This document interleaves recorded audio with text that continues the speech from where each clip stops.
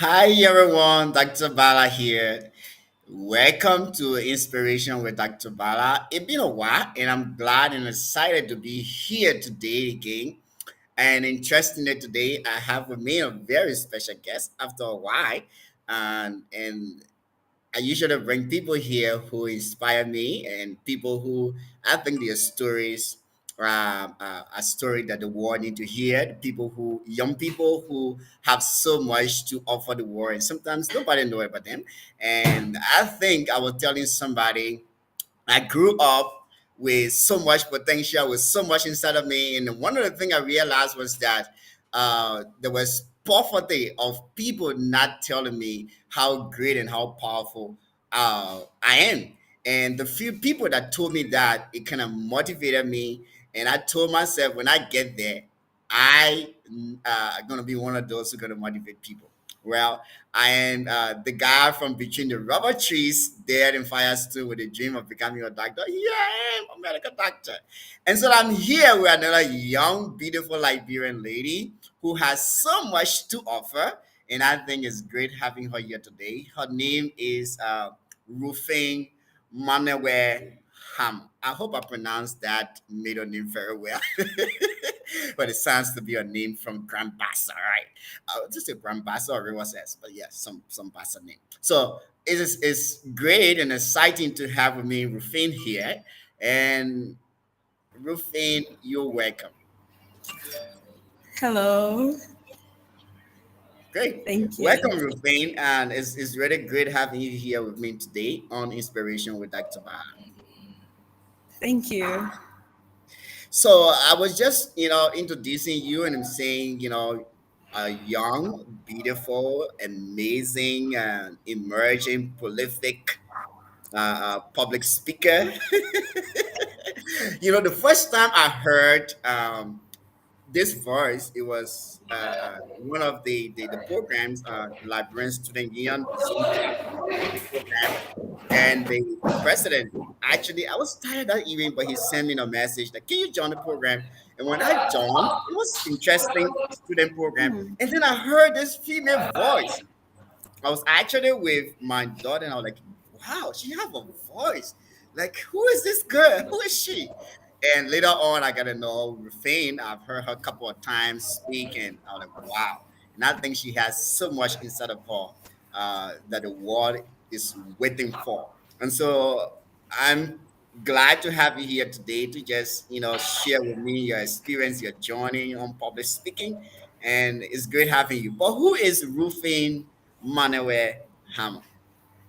Okay, thank you so much. And good evening to those who's following the show from China.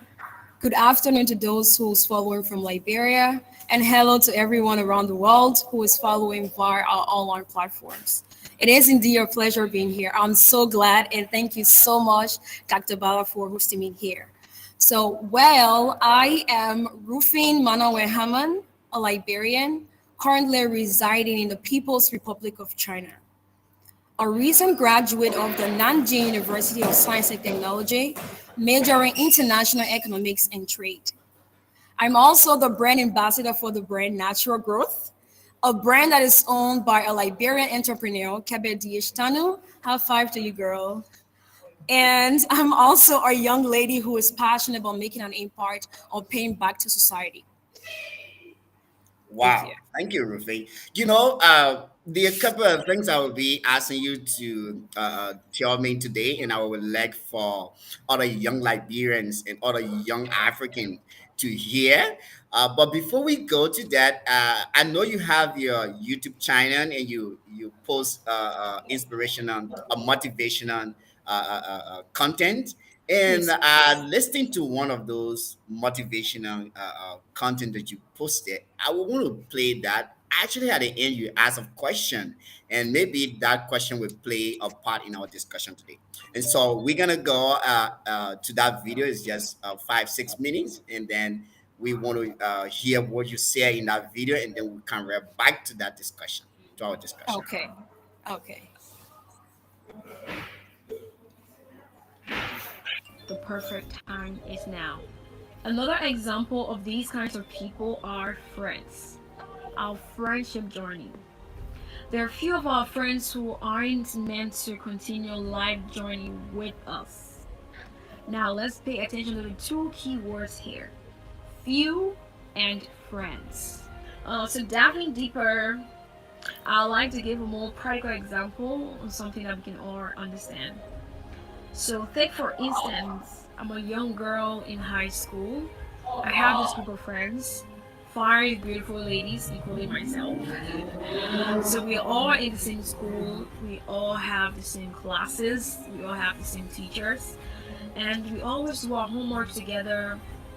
We always have fun together as friends, and we have this special bond between us that really connect all of us.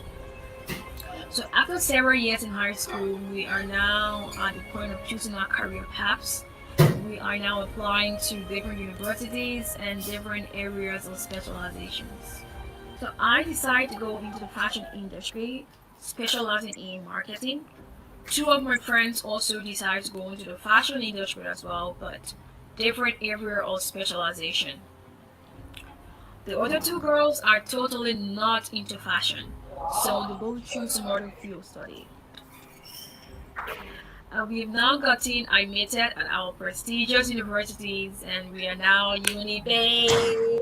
So we are now in school. Is obviously our first year, first semester. We are all doing our own things. See how best we can make progress as individuals. So these two friends who are not into fashion or who have no interest in fashion always discourages me to change my major to DS. Even though they know that fashion is something I'm passionate about, yet they only see the negatives in the industry. It's so sad. The other two girls who are also in the fashion industry with me, but specializing in different majors, always encourages me, enlightening my mind on both the ups and downs we face in the industry and how best we can discourage some of these growths based on what we will learn or what we will encounter over the years. They always support me, they always help me out when I'm having projects or when I'm doing something wrong, they always correct me and they just give me the best support they can. Why? The other two girls, the non-fashion lovers, always shuts me up whenever I mention the word fashion. They do not show me any form of support. Like if I have fashion show or project, they do not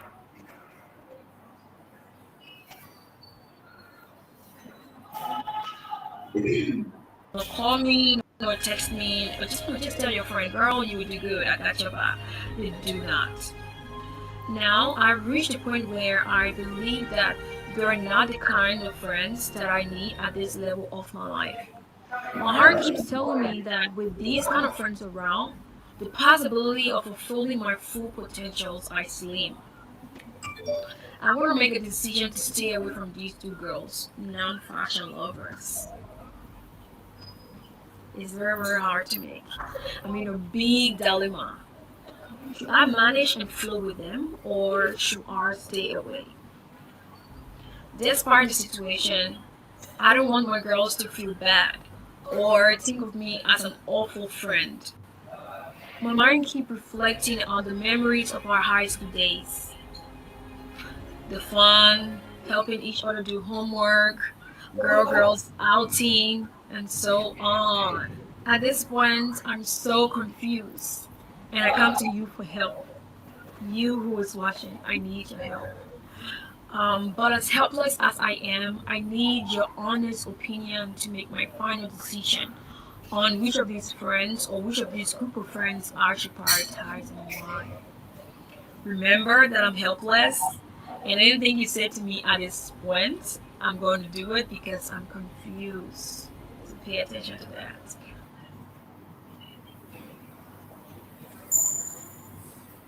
Oh,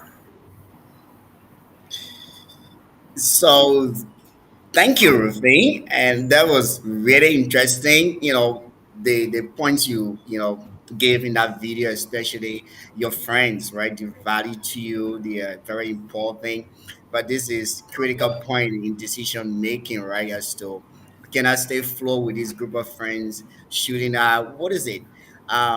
I will share my own thought on that later, and I will encourage those of you following, and whether from YouTube, from Twitter, from Facebook. I see a lot of comments coming in. I see you get your whole group from LSC. I see here. I see Daniel McLean. Your God is here.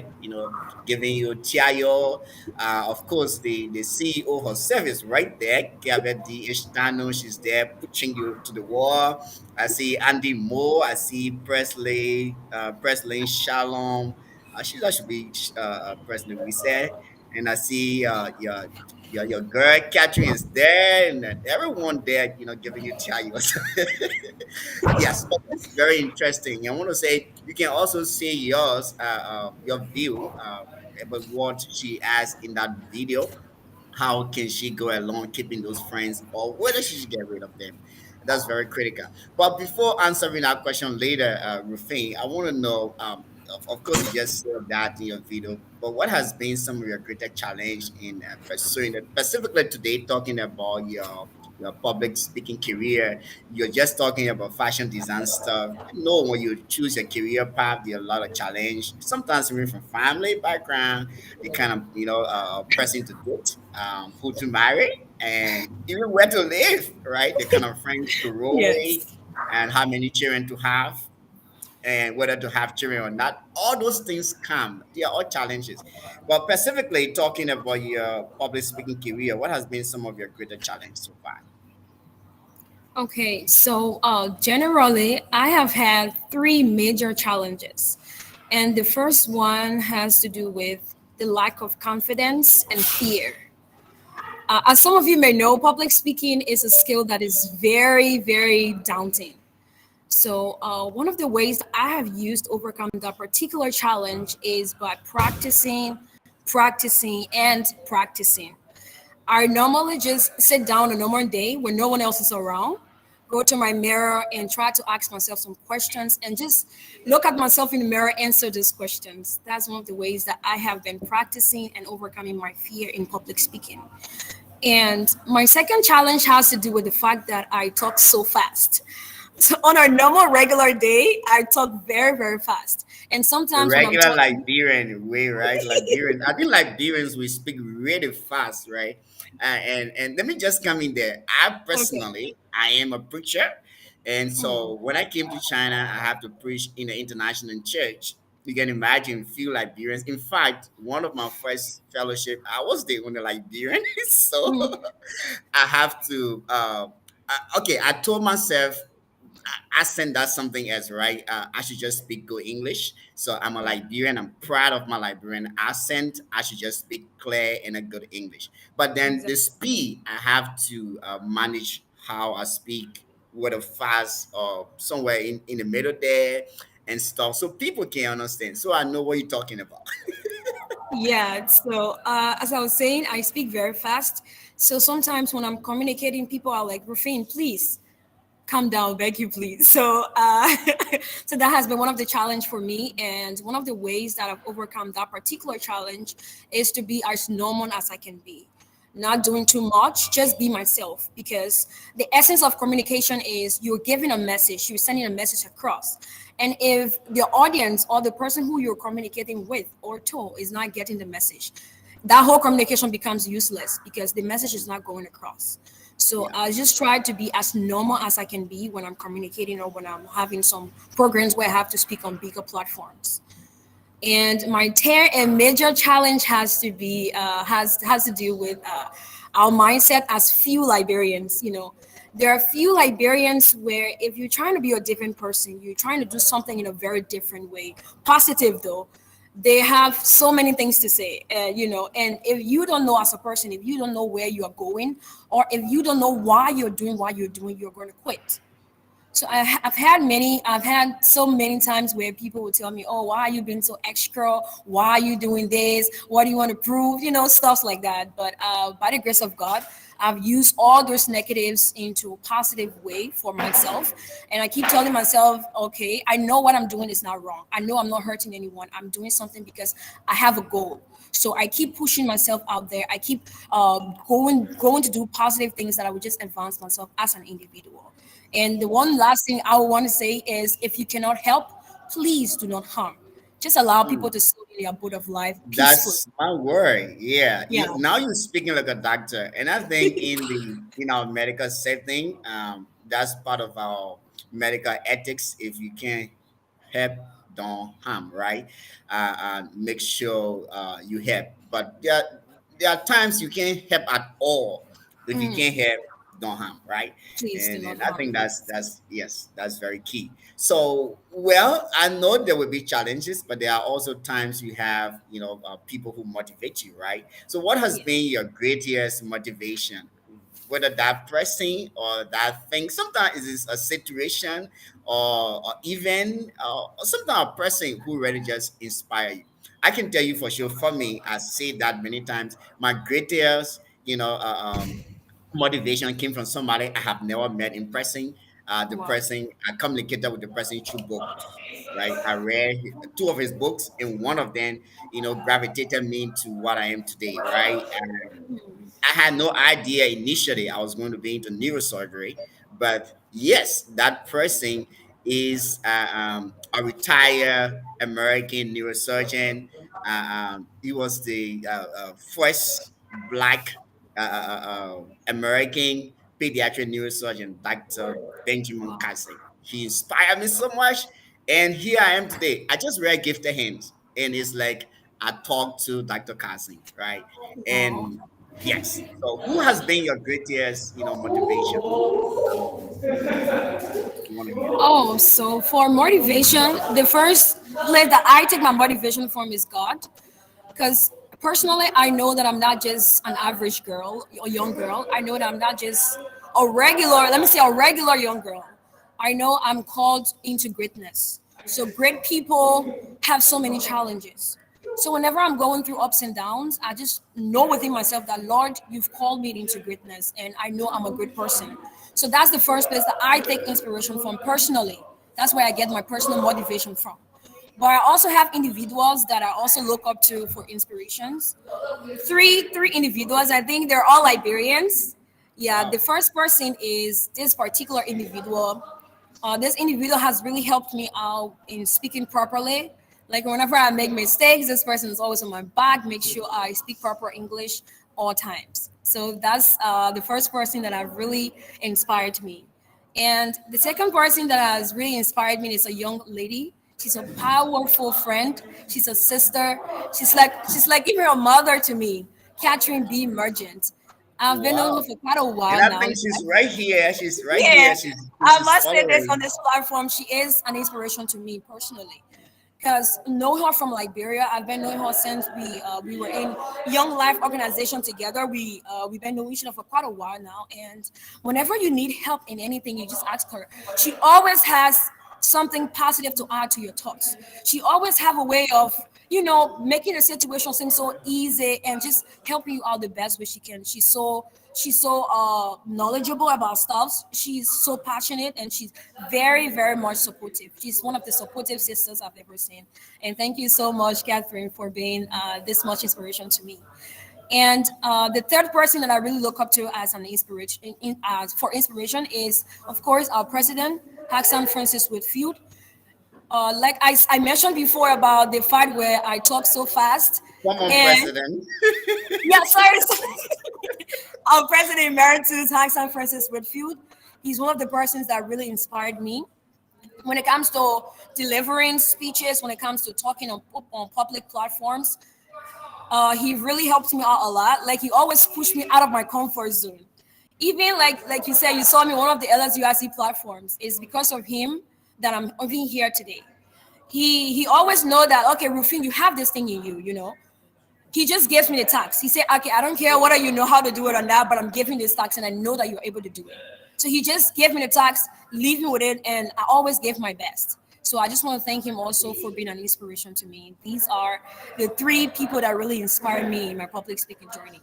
Wow, wow, that's good. And I think it's good to give people their flower when you stay alive, right? Yes, And yes, I'm kind of touched that you mentioned a couple of young people, right? Not just old people, people with so many years of experience, but people also kind of close to you, right? People that you kind of hang out with, right? People you go to seminar meeting and inspire you. So that means you can get inspiration even from your colleagues, right?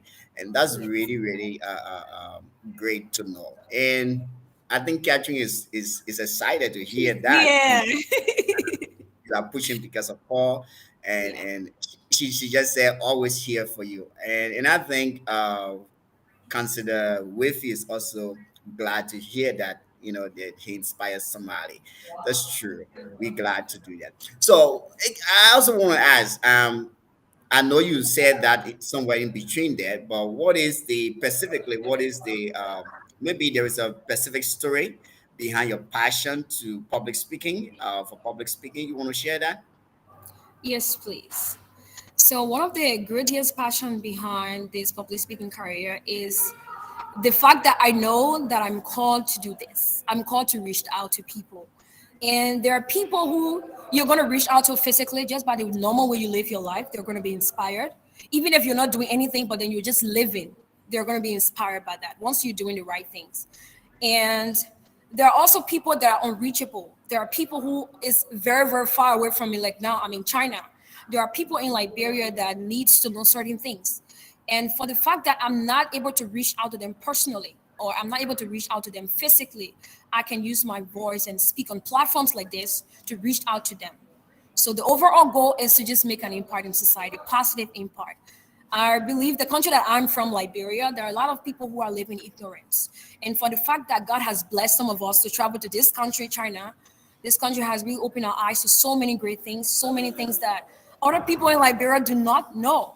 So me speaking on public platforms like this or using my voice to educate other young people like myself, I think that's leaving mark in society or making an impact. Great.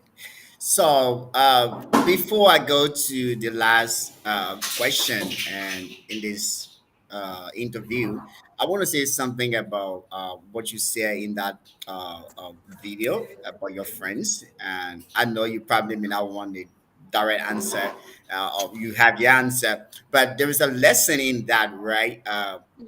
As a young person and myself being inspired by so many people, I always believe that people come in our life for reasons. And I also say to people that before you enter a relationship, whether friendship, whatever relationship, you should know why you're there, right? And so everyone that entered your life or come into your life, they have a root, they have something to do with where you're going, somehow, some way. You may not understand it. And what is important about that is timing, right? I Yes. believe you didn't have the struggle when you guys were in high school. The struggle as to whether to keep this group of friends or these two friends when you came to university and you have a complete different career path, then the struggle came. So you see, time play a very key factor here, and sometimes it's very difficult. I was asking somebody just a couple of days ago that should we kind of, especially talking about mentorship and people we relate with, should we kind of put timeline like how long I'm going to be a mentor, or how long I'm going to inspire you, or how long you're going to inspire me? And the person was like, you don't know, you can't time that. Don't It's know. more like how important that person is at that time, and how long they want to be there, how long they can be there, going to be determined by the timing, by the season. The hard truth is that as you grow, as you become who you want to be, there are certain people, not because they have done you any wrong, or not because you hit them, but you will have to let go because they have got to the place where the harvest have to take place. There was an interesting story about Jesus giving a parable about this man who sowed a good seed, and while he was sleeping, the enemy sowed a bad seed, a wheat. And when he get up, he realized that he wheat, the good seed, and the wheat was growing together, and he was angry. He could see that the wheat didn't belong there. He wanted to just pull them out immediately. But the advice to him was that, hey, you can't do anything at this time At this because time, they yeah. are kind of like intertwined here. You may not like them, they are not good, they're not supposed to be here. But at this time, if you try to pull them out, you will also be putting out your good weed that you have planted. And so my point is that timing. There are certain people that are in your life at certain time for a reason. And if you want to take them out because you think they're not good enough, they may not be good, but they are there. They have roots tied around your destiny. And if you try to pull them out with anger or with by yourself, you may also destroy your destiny. But there are right time that yes, you will be convinced. You can know that hey, I get nothing to lose here if I pull them out. So that's gonna be my own advice, and across the board as well. That there are certain people, certain friends, and even certain mentor, certain mentee. There are times you can't do nothing about it. They just got to be there. And there are times you have to let them go, right? But you Exactly. have to be careful. You got to watch whether it's time to let them go or whether it's not time to let them go. And practically, when it's time to let them go, you can see all the signs. You can know it's time to let them go. You can know letting them go. You get nothing to lose. You get nothing to destroy. But certain people at certain time, if you want to let them go, you destroy a lot, right? I was in college doing biology at the time. There was a professor I really didn't like, but she was the only person teaching biochemistry, Oh, and I have to pass biochemistry to have my degree in biology to go to medical school, and I had no choice. I have to do biochemistry with this lady. So we had a meeting, and the president was asking, who is the professor you don't like and what to do, why you don't like them. And I was brave. I stood up and said, "This lady give exams. She don't correct paper. She just feel who she want to feel." And I said, "Oh, I wanted to say because I felt, I could get her out of the university. I could say things like this." But it was the wrong timing. It was terrible for me because yes. 2 semesters later, actually a semester later, I studied well. I got an A and B in biochemistry, but I had a problem with another instructor. And this lady was the chairman of the department. And I went to the Ooh. professor. He said, "I can't talk to you. I can't discuss anything until you go to this lady." So I went to her. I had to bear the courage. So my future of becoming a doctor was at stake because she could determine whether I graduate or not, and she Yes. could determine whether I just drop out of university and whatever. And I was so scared. And when I went to her, the first question she asked me was, "You were the guy who said I'm the bio instructor. You were the guy who said, I'm this, I'm that, I'm this, I'm that. Here you are. Oh. So what do you want?" So the lesson I learned from that was that there are time to be quiet. There are time that certain people, no matter how bad they are, you can't do nothing about them, right? And Yeah. I just say I'm sorry, but yes, you are amazing, but sometimes you're terrible. And she was like, "Hey, I know I'm not good, but I'm the chairperson, I'm your teacher. So challenging me is determining whether you want to be a doctor or not." And she was right. So sometimes there are certain people who God placed in your life for that time. No matter how terrible they are like that weed with the weed. You can't root them out. You have to wait for the No. harvest. And of course, after the harvest, you can pull everything out. You gotta wait for the right time. Yes. So before we go, what would be your advice to young people that are listening to you?